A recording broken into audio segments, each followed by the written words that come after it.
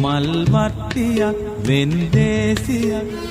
පන්සලේ ලොකු පින්කමක් බුදු හිමියනේ ඔබ පුදන්නට ගමේ දෙපිලක තරඟයක් මල් වට්ටියක් වෙන්දේසියක්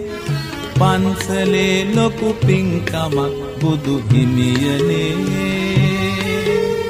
ඔබ පුදන්නට ගමේ දෙපිලක තරඟයක් මල් වට්ටියක්